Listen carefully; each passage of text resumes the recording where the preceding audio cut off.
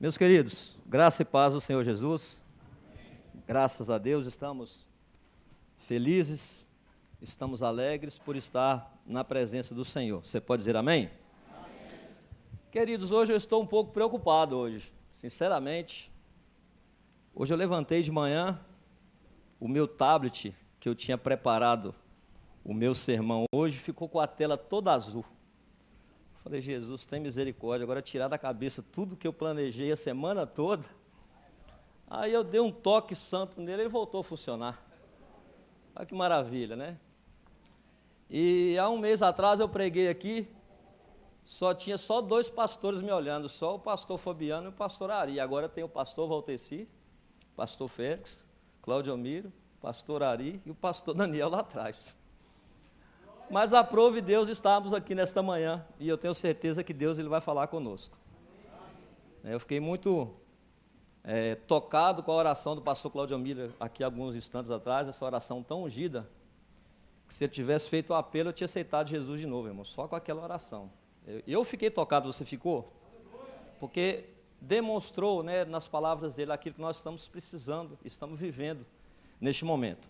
Mas vamos lá. Abacuque, capítulo 3, versículo 17 e 18. Hoje eu quero falar para vocês sobre a confiança que faz a diferença. Diz assim o texto: ainda que a figueira não floresça, não haja fruto na vide, ainda que falhe o produto da oliveira, e os campos não produzam mantimento, ainda que o rebanho seja exterminado da malhada, e nos currais não hajam gado, todavia eu me alegrarei no Senhor, exultarei o Deus da minha salvação. O livro, queridos, de Abacuque não é aquele livro que nós temos assim muitas informações sobre o seu autor. Ele é um livro curto, um livro rápido de se ler, mas é um livro que traz uma mensagem muito importante para as nossas vidas, porque assim como Abacuque estava vivendo nos seus dias um período difícil, um período conturbado, nós estamos também vivendo tempos difíceis. E o interessante de se ver no livro de Abacuque é que ele foi diferenciado em alguns aspectos de sua vida. Diferente de alguns outros profetas, Abacuque pôde dialogar com Deus e ouvir a sua resposta. Diferente de outros que perguntavam a Deus, partiram para a eternidade sem ouvir a resposta de Deus. É uma curiosidade muito grande. Nós podemos ver aí o relacionamento de um homem de Deus com aquele Deus que ele servia, que por incrível que pareça é o nosso Deus também. Nos dias de Abacuque, queridos, ele sofreu uma pressão psicológica muito grande, porque Abacuque ele discordava da forma em que Deus iria punir o povo de Judá usando a nação Babilônia. Ele discordava disso, porque os caldeus eram um povo muito cruel. Então Abacuque ele ficou preocupado, ele questionou a Deus por que Deus iria fazer isso. E eu analisando o texto, eu retiro algumas lições importantes para nós. Quem aqui não discorda de alguma coisa? Todos nós discordamos de alguma coisa, Quem aqui não discorda da política, de alguns aspectos da política, Quem aqui concorda com tudo? Ninguém. Alguns aqui não concordam com a vitória do Flamengo, mas fazer o quê, Cláudio Miro, Mas o Flamengo, eu preferia que fosse o Corinthians, mas foi o Flamengo, amém por isso. Outros não concordam com o líder do seu condomínio, o síndico, uns não concordam com tantas outras coisas, com a forma com que o outro pensa. Mas independente disso, gente, se a gente concorda ou não concorda com alguma coisa, a gente tem que sempre acreditar que Deus está no controle de tudo. Eu falei aqui, há um mês atrás, quando eu conheci a minha esposa, eu não concordava com o namoro dela com aquele rapaz que era muito mais feio do que eu, Mas a vontade de Deus ela é perfeita, mas naquela época não era, claro que não. E eu já contei a história aqui, a irmã mandou fazer uma campanha no Salmo 119 durante 7 dias, eu tive que ler 150 versículos, e aí nada aconteceu, irmão, já falei aqui, mas um dia a minha irmã chegou assim, olha, a Lisiane aí ela está afim de você, eu falei, vou pensar. Não quer não, eu já pensei, entendeu? Já pensei, é claro que eu quero. E hoje a vontade de Deus, pastor Félix, é perfeita, porque eu estou casado com ela há mais de 20 anos, olha que maravilha. Então, muitas vezes a gente não concorda de início, né, com as coisas que acontecem. Mas hoje eu quero falar com vocês hoje eu quero, né, eu não me sinto um bom pregador, eu me sinto como um professor, né? Hoje eu quero falar sobre aquilo que nos traz esperança. Eu tinha preparado um sermão, gente, desde o mês passado, desde a última vez que o pastor Valteci falou comigo, eu queria falar sobre a Arca da Aliança. E nós fomos ao encontro do MAP, e o pastor João Aparecido, ele trouxe uma palavra muito rápida, né, pastor Valteci?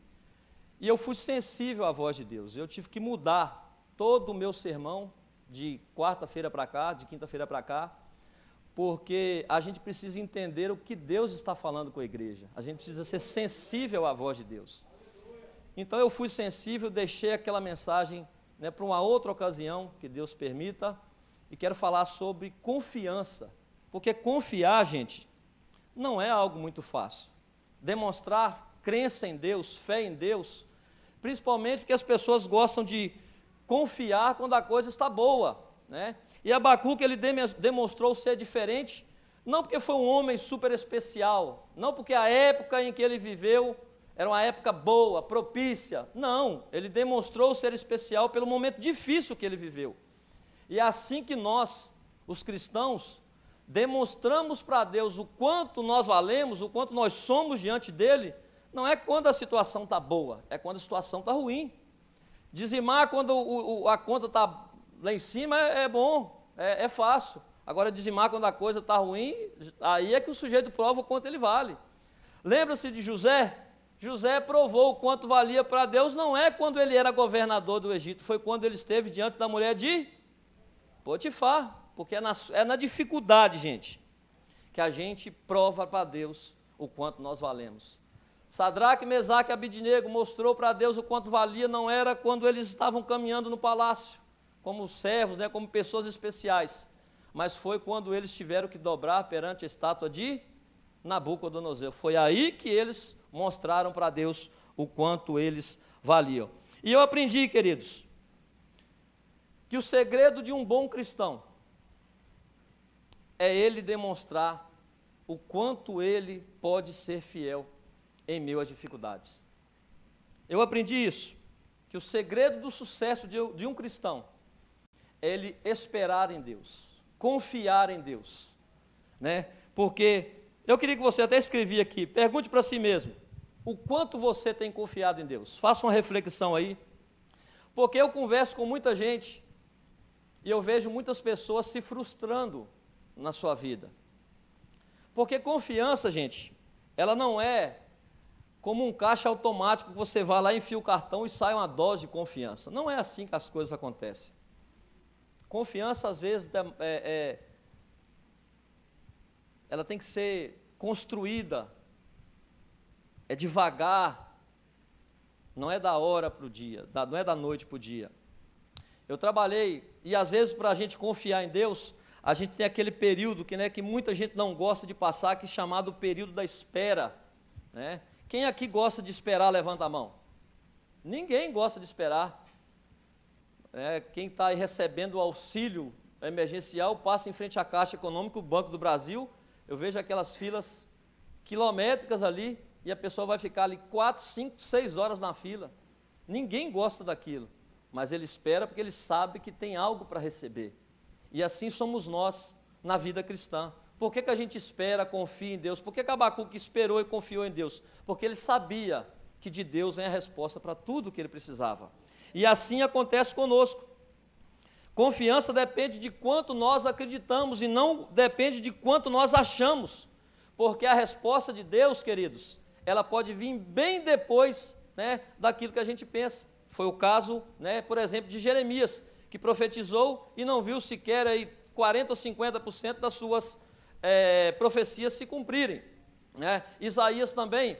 E eu trabalhando com um rapaz há um tempo atrás, ele me contou uma história que eu sempre gosto de falar quando eu falo sobre confiança, sobre espera. O rapaz, ele colocou um currículo na empresa e foi marcado dia e hora para ele estar lá. E aí quando ele chegou, a pessoa pegou o seu currículo e disse assim: você espera aqui nessa sala, que daqui a pouco a gente vem. E aí ele foi colocado num sofá, ali tinha umas revistas, e ele ficou ali, e se passou a primeira hora. E a entrevista dele era para motorista de coletivo. E aí ele colocou lá, pegou a revista, começou a ler, passou a primeira hora, e ninguém apareceu. Passou a segunda hora, e ninguém apareceu. Passou a terceira hora, e ninguém apareceu. Aquele homem foi perdendo a paciência. E aí, aquele homem começou a xingar ali dentro, e a amaldiçoar quem tinha o feito esperar.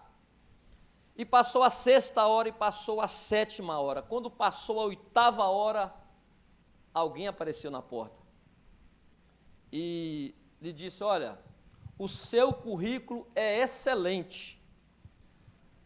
É difícil a gente ver alguém com a sua capacidade, com a sua experiência.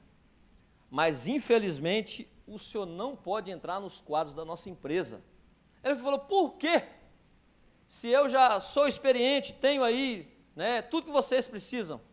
Ele falou: olha, durante todo o tempo que o senhor estava aqui, tem uma câmera ali que estava te observando. Tudo aquilo que o senhor falou, todos os seus gestos. E, infelizmente, o senhor demonstrou não ter paciência alguma. Se o senhor não conseguiu esperar 8 horas aqui para uma vaga de emprego, se o senhor não teve essa paciência, né, o senhor não pode dirigir um coletivo, que o senhor vai ter dezenas de vidas nas suas mãos. E ele tem que pegar o seu currículo, pastor Fera, colocar debaixo do braço e ir embora. Perdeu a bênção porque não teve paciência. Porque paciência é assim, gente, é esperar. O problema nosso, o problema de grande parte das pessoas, não é só o esperar, é o saber esperar, porque é diferente. Você pode esperar de várias formas. Quem aqui está esperando que um projeto de Deus se cumpra na sua vida, diga amém. Amém. Depende de como você vai esperar, o seu projeto vai ser concluído. Pode ser que hoje se comece a cumprir, a gente não sabe. É diferente em esperar, saber esperar. Diga comigo, é diferente de esperar, de saber esperar. Então, quando Abacuque, ele ora a Deus, mesmo ele não conformando com o que Deus estava fazendo naquela época. Você já parou para pensar, gente, o que o Covid está fazendo com a nação brasileira, com a nação mundial? Nunca se viu na história, né, um vírus atacar mundialmente dessa proporção e por tanto tempo, nunca se viu. E o pastor João Aparecido falando agora no encontro, ele trouxe uma novidade, uma notícia que eu não sabia. Eu até compartilhei com a minha família. O genro dele é pneumologista e trabalha em Brasília, na central que comanda essa questão do Covid. E ele disse que já está provado que o Covid ele tem 4 variantes. Ele não é igual para todo mundo. Por isso que você vê um idoso sobrevivendo e um adolescente morrendo. Então, nunca se viu nada na história como isso. Mas uma coisa eu tenho certeza, gente. Deus, ele está no controle de todas as coisas. Isso eu tenho certeza, entendeu? Eu nunca tive tanta certeza. Eu sou uma pessoa que eu confio muito em Deus. Independente do que esse mundo esteja passando e o que ainda vai passar, Deus vai continuar sustentando a igreja, vai continuar sustentando os seus filhos, entendeu? Ele vai. Ah, mas tem cristão partindo para a eternidade. Todos nós temos um tempo determinado para viver nessa terra. Todos nós, né? Quando eu pastorei a igreja de Novo Porto Canoa, pastorei lá 9 anos. Tinha um vice-dirigente que foi meu durante 9 anos, meu segundo lá. Morreu semana passada. Entendeu? Morreu agora, anteontem, na sexta-feira. Entendeu? O Covid levou. Mas nos conforta que aqueles que estão indo para a glória. Amém? Né? Mas vamos lá. Abacuque, eu vou dividir a oração do profeta Abacuque em alguns versos aqui para a gente entender. O versículo 17 começa dizendo o seguinte: ainda que a figueira não floresça. A palavra ainda, gente, é um advérbio, né, que significa neste momento. Neste momento, querido, como está sua vida? Levante a mão aqui quem está passando por alguma dificuldade nesse momento, seja ela financeira, emocional, levante a mão. Algumas pessoas, neste momento, estão passando, então.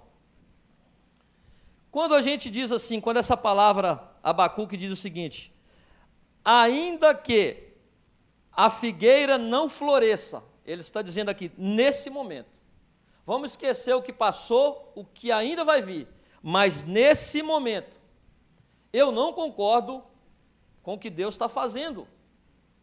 Deus vai punir a nação de Judá usando os babilônios. Eu, Abacuque, não concordo. Mas mesmo assim, ainda que, e ele vai relatar, que nós vamos falar daqui a pouco, que a figueira não floresça, não haja fruto na vida, e ele vai concluir dizendo o seguinte, ainda que isso tudo esteja acontecendo, eu vou continuar crendo no Deus da minha salvação. Porque esse é o segredo da vitória do cristão, é continuar a crer em meio à dificuldade. É muito bom a gente estar numa casa boa, né? Ter uma vida, né, que não falta. É muito bom, todo mundo sabe disso, é para isso que a gente trabalha e luta. Mas existem coisas que, né, vêm sobre a vida do cristão, e não me pergunte quais são, porque todo mundo tem uma experiência para contar. Vem de lá para cá e a pessoa diz, está difícil. Está difícil. Eu até compartilhei, né, nas nossas orações lá no grupo do MAP, nós oramos um pelos outros, eu compartilhei o meu problema para o pastor Voteci, que compartilhou para o pastor João Aparecido, que compartilhou para o Cláudio Amiro, oramos uns pelo, cada um apresentou algo diante de Deus. Naquela ocasião, pastor Cláudio Amiro, a nossa necessidade era aquela. Hoje, talvez seja outra. Mas ainda que, gente, esteja acontecendo o que for na sua vida, eu quero ser boca de Deus para você, para dizer que Deus tem a solução do seu problema. Deus tem a porta que esteja precisando ser aberta na sua vida. Você só precisa entender isso aqui. Ainda que Deus, ele pode mudar a situação, seja ela qual for. Em 2014, eu decidi sair do Espírito Santo. A minha esposa tinha uma loja de roupas femininas lá em Barcelona, eu advogava, nossa vida estava muito boa mesmo. E eu decidi largar tudo aqui e ir embora para Rondônia. Eu tenho um tio que é pastor presidente de uma igreja lá, e eu fui para lá viver um tempo. E eu saí daqui com um carro cheio de roupa, não tinha mais nada para levar, só levamos as roupas, vendemos tudo, pastor Félix. Cheguei lá com 6 mil reais no bolso, para começar uma vida do zero. E Rondônia, quem conhece Rondônia aí, levanta a mão. Rondônia as coisas é muito caro, Rondônia não produz muita coisa, é muito afastado, quem foi lá sabe que as coisas chegam muito caras lá. E fomos morar num segundo andar, em um quarto e um banheiro, eu, minha esposa e meus 2 filhos, em cima da casa do meu tio. Falei, agora a gente vai ter que procurar uma casa, né? Porque a gente precisa viver a nossa vida. E tudo que a gente olhava, irmãos, estava muito caro. 6 mil reais não comprava não mobiliava nem a cozinha na época. E aí nós começamos a orar e procurar as coisas. Um dia eu estava sentado lá na igreja sede, conversando, o irmão perguntou, Samuel, já achou carro? Eu falei, ainda não. Um pastor que estava, o senhor está procurando casa? Eu falei, estou. Eu quero te mostrar a minha. Eu falei, vamos lá ver. Esse pastor estava indo de Porto Velho para Goiás. Quando eu cheguei lá, irmão, uma casa grande, toda mobiliada, 3 quartos, todos os quartos com ar-condicionado, geladeira, toda mobiliada. Ele falou, pastor, se eu quiser, eu te passo a minha casa. Eu falei, é mesmo, irmão? Eu não tenho dinheiro para pagar, não. Ele falou, quanto você tem? Eu tinha 6, eu falei, eu não posso falar que tem 6, né? Porque senão não sobra nada para comprar a compra. Eu falei, eu tenho 5. Ele falou, não me dá isso aí. Me dá esses 5 mil e a casa é sua. E eu tive uma casa mobiliada por 5 mil reais. Não pagava nem os ar-condicionado naquela época. Sabe por quê? Porque quem vive na dependência de Deus sabe que Deus não vai deixar faltar nada, gente. Hoje, 5 mil reais, você compra 2 ar-condicionados e olhe lá ainda. Eu comprei uma casa mobiliada. A casa não, gente, o aluguel, né? Eu pagava o aluguel. Mas toda a casa mobiliada por 5 mil reais. Só Deus pode fazer isso na vida de uma pessoa, mais ninguém. Eu estou contando isso para você, querido, sabe por quê? Porque Deus, Ele supre as nossas necessidades.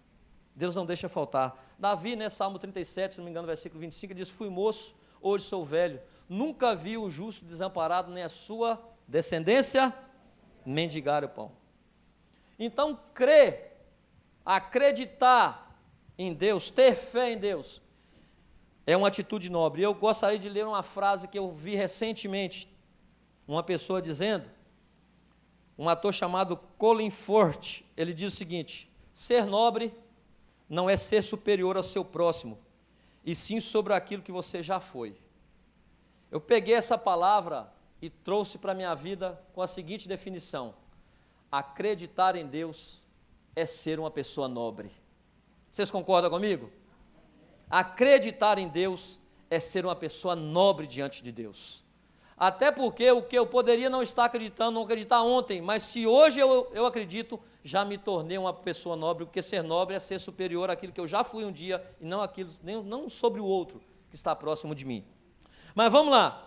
Quando Abacuque ele diz o seguinte, que ainda que a figueira não floresça, note, queridos, que Abacuque ele vai pegar os recursos naturais da sua época, ainda que a figueira, fruto essencial naquela época, não havia tantos frutos como hoje, ainda que a figueira não floresça, não haja produto da vide, o produto de que, Minta? Da oliveira, também outro produto essencial, ou seja, Abacuque ele pega aquilo que era essencial, que ele considerava, talvez hoje o discurso seria outro, ainda que falte o Wi-Fi, que falte a internet, né?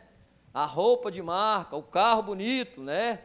Ainda que falte, né, o óculos, como é que chama aquele óculos que muda de cor, gente?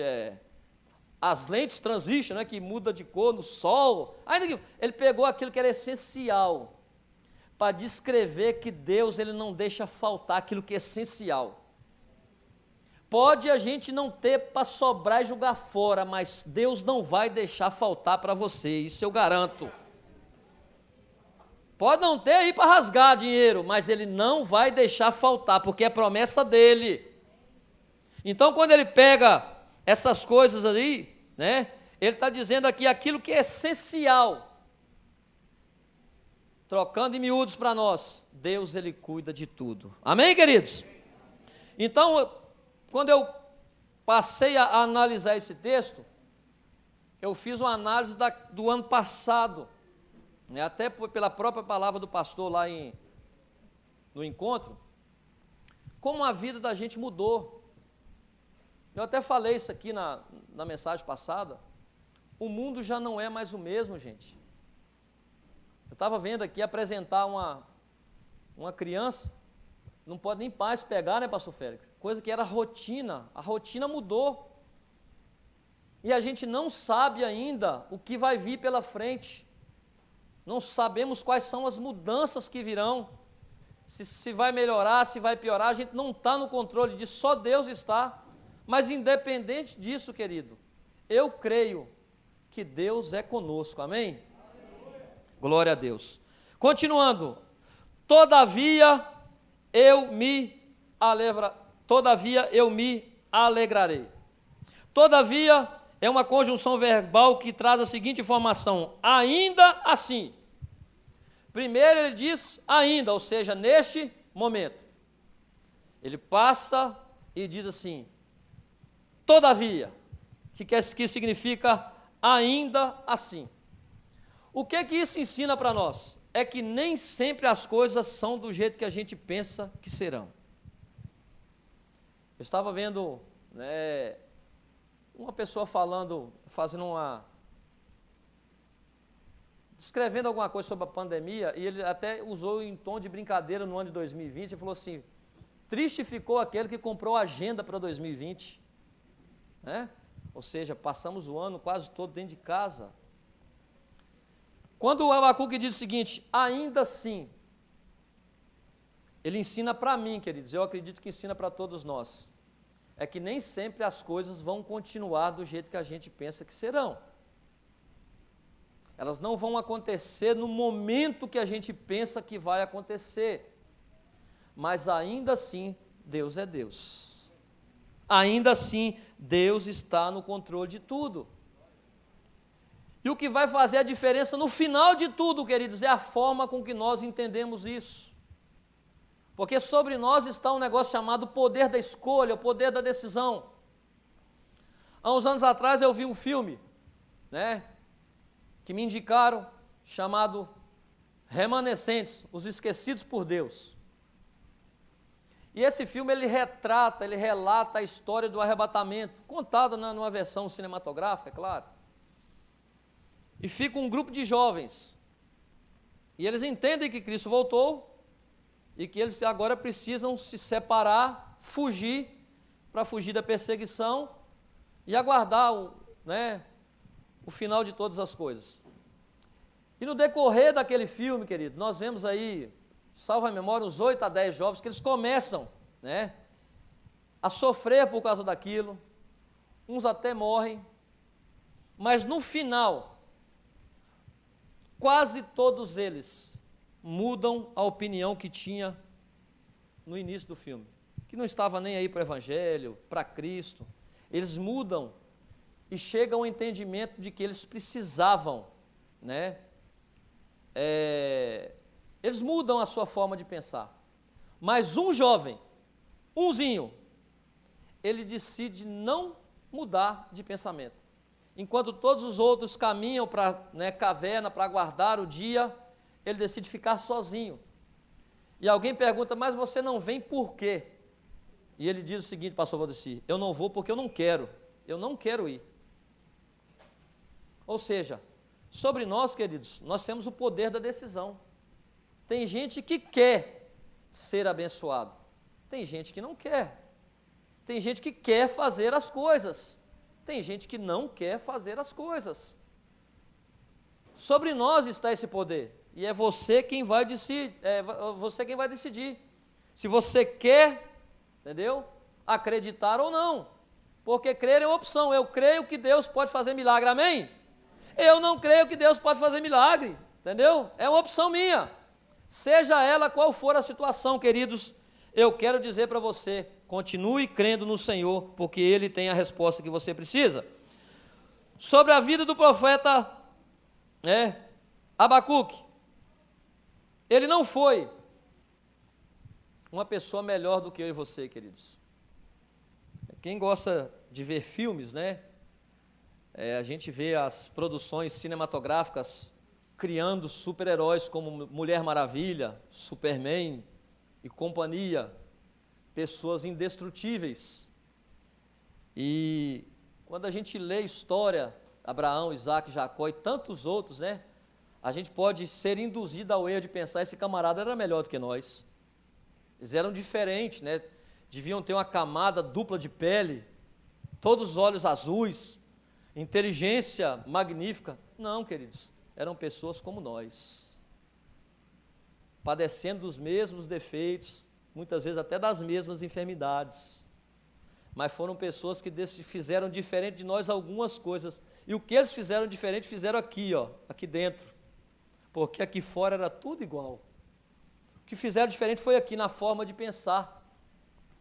E aí, eu quero identificar aqui, juntamente com vocês, 3 pontos relevantes da conduta do profeta. Primeiro, ele quis.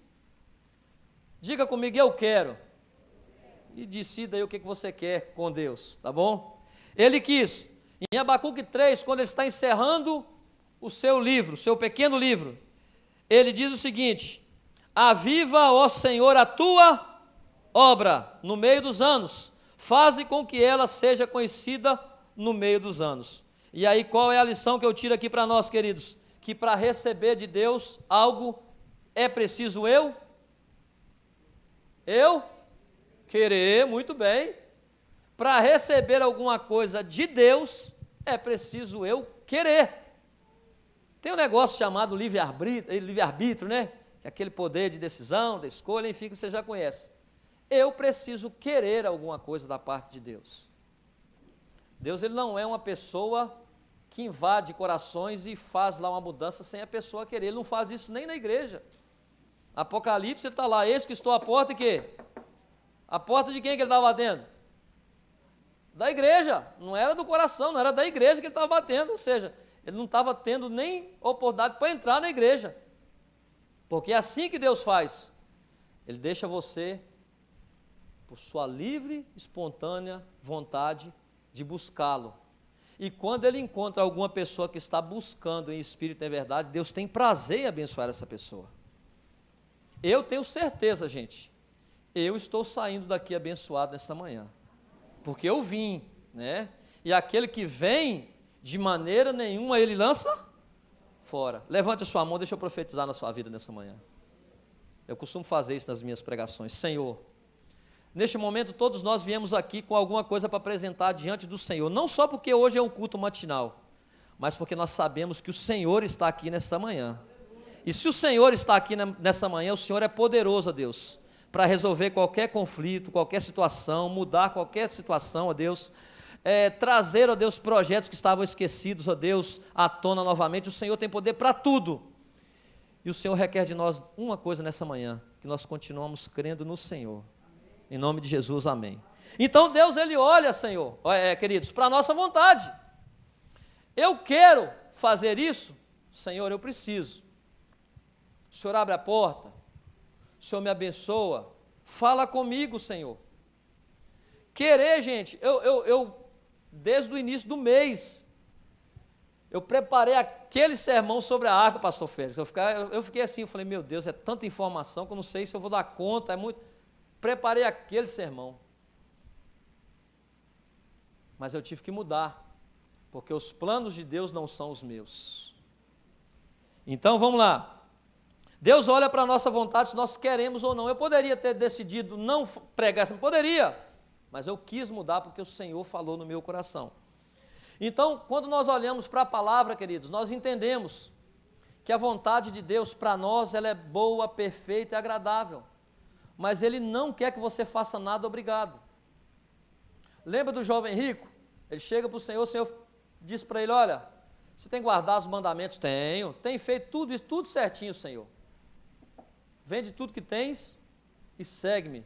E foi isso que ele fez, vendeu tudo que tinha e seguiu o Senhor, não foi? Não, não foi, porque ele não quis. Outros estavam pescando, o Senhor disse o quê? Vem e segue. O que ele fez? Largou a rede, seguiu. Outros estavam fazendo tantas outras coisas, o Senhor disse, vem e segue-me, largou e seguiu. Porque naquelas pessoas e em nós está o poder da decisão. O segundo ponto da vida de Abacuque, o primeiro foi ele quis, segundo, diga comigo, ele creu. Eu me alegrarei no Senhor. Olha só que interessante, gente. Abacuque não diz assim, eu estou alegre no Senhor. Nesse momento, ainda que, que não haja fruto na vide, o produto da oliveira minta, as ovelhas da malhada sejam arrebatadas, nos currais não hajam vacas, eu estou alegre no Senhor. Não. É futuro. Ainda que tudo isso aconteça, eu me alegrarei. Futuro. Ele já sabia que Deus tinha o melhor para ele, iria fazer segundo a vontade dele na vida do povo, inclusive. É como você está passando assim por uma situação bem difícil, delicada, que às vezes você não tem nem vontade de contar para ninguém. Mas quando alguém chega para você, está tudo bem, faz igual aquela mulher que estava com o filho morto, está tudo bem. E aí como é que estão as coisas? Olha, está tudo ótimo. Eu me alegrarei, ou seja, eu sei que o que Deus vai fazer é o melhor para mim. Olha só que interessante. Eu sei que mesmo eu não concordando com a punição de Judá pelos caldeus, mas ainda assim eu vou me alegrar, porque isso é o que o Senhor quer. Porque a vontade de Deus, as escolhas de Deus, os pensamentos de Deus, querido, não são os nossos.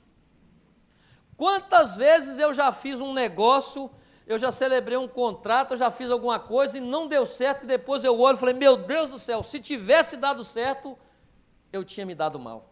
Já aconteceu isso com você? Teve uma vez que eu vendi um meio lote, e aí depois, graças a Deus, o camarada voltou atrás. Aí eu fico pensando, nossa, se eu tivesse vendido aquele meu lote naquela ocasião, não tinha acontecido o que aconteceu depois. E às vezes a gente fica tão chateado, né? Às vezes as coisas não dão certo, naquela hora que a gente quer, né? Podia ter dado certo agora, eu tenho certeza, queridos, a nossa certeza vem do céu. Os nossos planos são regidos pelo Senhor. E se alguma coisa não aconteceu na sua vida, espere o tempo de Deus na sua vida, porque ainda vai acontecer, mas é no tempo dele. E o segredo hoje é isso, vamos nos alegrar no Senhor, esperar no Deus da nossa salvação, entregar, né, o salmista, se não me engano, o Salmo 40, né, que é para entregar, né, os caminhos ao Senhor, confiar nele, e o quê? E o mais ele fará. Vamos nos alegrar no Senhor, porque a nossa vida pertence a Deus, está no controle de Deus, tudo aquilo que fizemos é porque Deus vai querer que aconteça, amém? Vamos aplaudir o Senhor por isso? Deus, ele está no controle de todas as coisas, amém? Deus, ele sempre esteve conosco. Mateus 28, 20, né? Ele diz que estará conosco até a consumação do século. Por fim, ele diz o seguinte, ele se alegrou, e ele finaliza dizendo o seguinte, exultarei no Deus da minha salvação. Quem sabe o que é exultar? Levanta a mão. Eu também não sei não, gente, eu fui pesquisar no dicionário. Vocês pensam que a gente chega aqui e sabe tudo? Não, a gente pesquisa.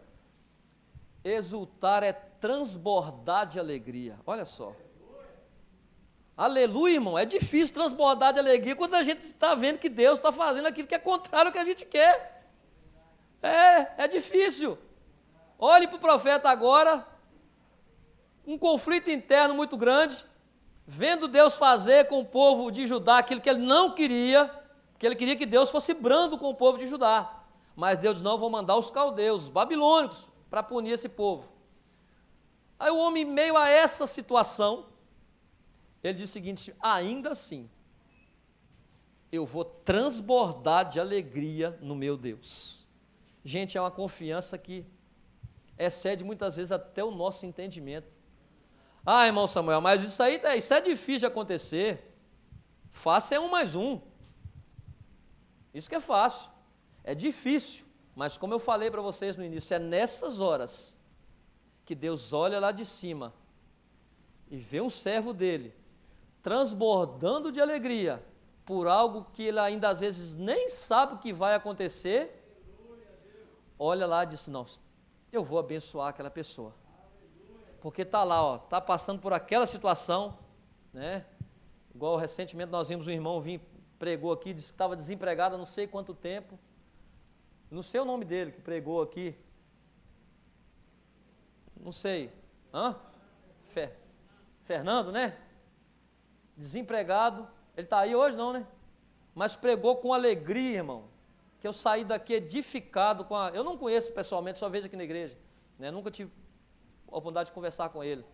Mas pregou com uma alegria tão grande que talvez em muitos outros casos a pessoa estaria reclamando da vida, murmurando. E aí é que, né, a bênção ela é cortada. Quando entra a murmuração, o homem veio aqui, pregou, edificou a todos nós, desempregado, alegre, né? E eu posso até dizer que naquela ocasião eu estava transbordando de alegria, mas a situação daquele irmão, gente, ela vai mudar, vocês vão ver. Eu creio nisso, você crê? Você crê junto comigo? Vai mudar, porque é isso que Deus espera de nós. Infelizmente, tem pessoas que não entendem isso. Uma vez eu vi, eu estava no hall assim, tinha terminado o culto. E aí uma pessoa foi falar com a outra, não vou dizer o sexo. E aí, fulano, como é que você está?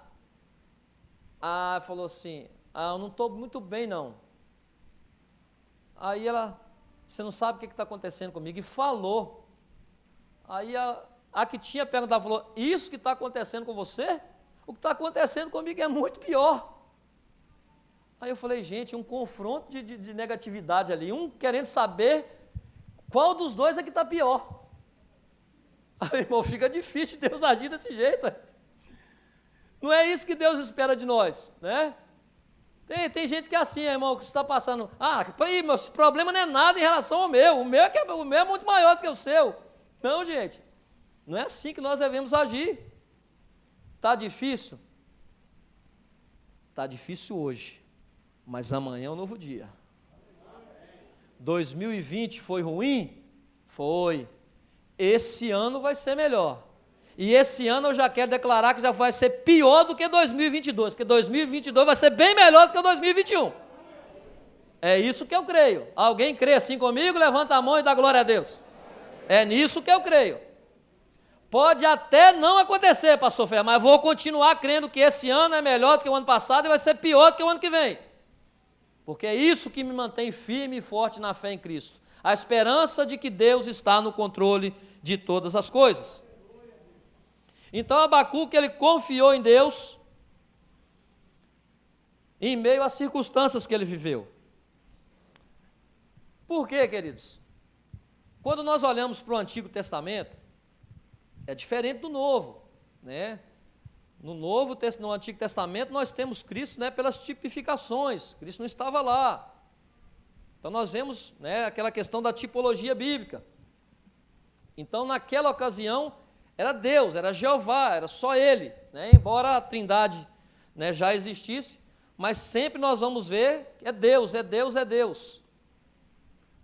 Deus, ele era para Abacuque, esse é o meu entendimento, o centro da sua vida.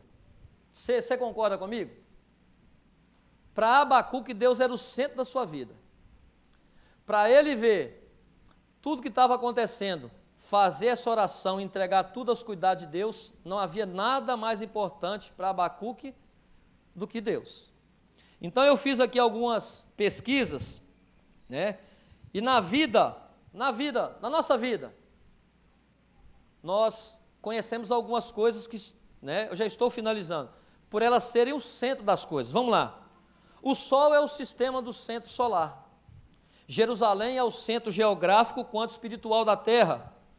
O templo era no centro do Monte Moriá e a arca estava localizada no centro do templo. Isso eu achei de interessante no Antigo Testamento. No ministério de Jesus, Cristo também esteve no centro de algumas coisas, de algumas ocasiões importantes. Na Trindade ele está no centro. Na crucificação ele esteve no centro. Quando quiseram apedrejar a mulher samaritana, ele estava no centro. No Monte Sinai, quando Moisés ouviu a voz de Deus, aquela voz estava lá no meio, no centro. Em Êxodo 25, 8, está escrito, me farão um santuário para que eu habite no meio deles, ou seja, no centro. Em Mateus 18, 2, Jesus chamando uma criança, colocou ela onde? No centro. Em Mateus 18, 20, diz o seguinte, pois onde se acham 2 ou 3 reunidos em meu nome, eu estou no meio deles, no centro. Em Lucas 2, 46, aconteceu que passado 3 dias, achando no templo sentado no meio dos doutores. Em Apocalipse 1, 13, e no meio dos candeeiros um semelhante ao Filho do Homem. Jesus estava no meio. E Apocalipse 5, 20, nisto vi, entre o trono, ou seja, no meio, e os 4 seres viventes, no meio dos anciãos, um cordeiro em pé como havendo sido morto. O que eu tiro para nós aqui de lição? É que Cristo, para nós, tem que ser o centro da nossa vida. Na sua família, Cristo tem que estar no centro. Nos seus projetos, Cristo tem que estar no centro. Nas suas finanças, Cristo tem que estar no centro. Nos seus projetos e sonhos, Cristo tem que estar no centro. Na igreja vida, Cristo está no centro, amém? Na construção lá do novo templo, Ele já está no centro. E se Ele estiver no centro da nossa vontade, queridos, nós vamos chegar aonde nós queremos em nome de Jesus. Não é fácil, gente, não é fácil acreditar. Por isso que eu dei o tema para essa mensagem, a confiança que faz a diferença. Porque é muito simples chegar aqui e falar, você precisa confiar em Deus, amém, vai embora. É muito simples.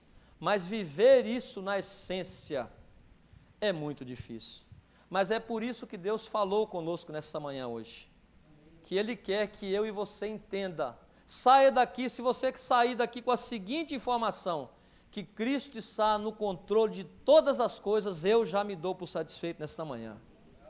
Vamos ficar de pé? Eu quero orar mais uma vez a você, agradecer a Deus pela sua vida, agradecer aos pastores pela oportunidade, que Deus em Cristo Jesus lhe abençoe muito grandemente, enriqueça a sua vida de bênçãos e prospere todos os seus caminhos.